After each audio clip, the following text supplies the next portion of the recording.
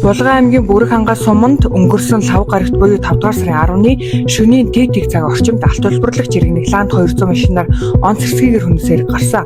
Тэгвэл уг хэргийг үйлцэн жижиг их житгээд яг одоо Бүрэг хангай суманд ирэх чөлөөтэй явж байна хэмээн тус сумын иргэн мэдээлж байна. Харин 35 настай талигач гээг хөнөөсөн хэрэгт 22 настай хээ гэгчийг Бүрэг хангай сумын цагдаагийн газарт хорж байгаа юм байна.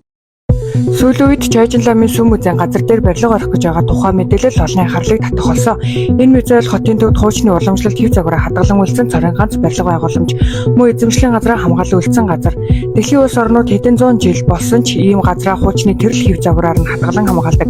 Цэргийн цэцэрлэгтаач орчин үеийн барилга байгууламжийг болчихъя гэж боломжилдог гэдэг.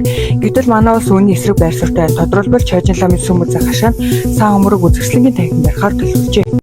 Монгол аймгийн Баян онгор сумын засаг даргын тамгын газраас Номгон 1-р баг, Аршаан 5-р багийн байрнуудынхаа 30 орчны хаалгыг кодтой болгохоор тендер зарлажээ. Энэ нь нутгийн хөгжил хүн амтны тулгамдж буй асуудал гэдэг дээр иргэдэн санал нэгцний үндсэн дээр хийгдэж буй ажил юм баг. Учир нь орон нутгийн хөгжлийн сангийн зорилго нь орон нутгийн хөгжлийг дэмжих, бус нутгийн хөгжлийн тэнцвэртэй байдлыг хангах, иргэд доктор сууршилтай амьдрах орчин нөхцөлийг бүрдүүлэхэд чиглэгддэг. Тэгвэл энэхүү ажлыг төсвийн мөнгөөр гүйцэтгэж байгаа нь төр засгаас хэрэгжүүлж буй хэмнэлтийн хуулинд харьшилсан үйлдэл болж байгаад шүүмжлэлтэй хандж байгаа юм а. Нийслэл хотод маань зуны улирлаар цэцэг ногооны үзүүрч хуугаад би хөрсөн дээр хасах 40 градус хүрдэг хотын иргэд магнит тэнэж тусландаа буугаад байна. Үндэсний баяр наадам аялал жуулчлалгээд олон үйл ажиллагаа араараасаа зохион байгуулагдах төлөвлөгөө гараад байж гэвч сайн хажуугаар сар гихчээр жил бүр нийслэлчүүдийн шүдний хүчин болоод буй үер усны асуудал юм. Үүнд хотын дарга сумын газар хэрхэн анхаарч хэдэн дүүргэн төсөв баталж ямар шатаараас ажил хийхээр төлөвлөсөн байгаа талаар иргэд сонирхож байна.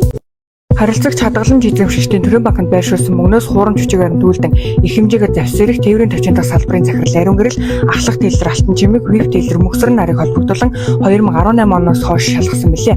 Тэрэнд холбогдох хэргийг анх эрүүгийн цагдаагийн албаны эдийн засгийн гэмт хэрэгтээ тэнцэх газрынхаа шалгаж эхэлсэн бөгөөд сүүлд авилгатай тэнцэх газрын мөрдөн шалгах хэлтэс шилжүүлэн мөрдөн байцаалт явуул саяхан дуусгаад яллах дүгнэлт үйлдүүлэн шүүхээр шийдвэрлэх саналаа илэрхийлж нийслэлийн прокурорын газарт өргүүлээд байна.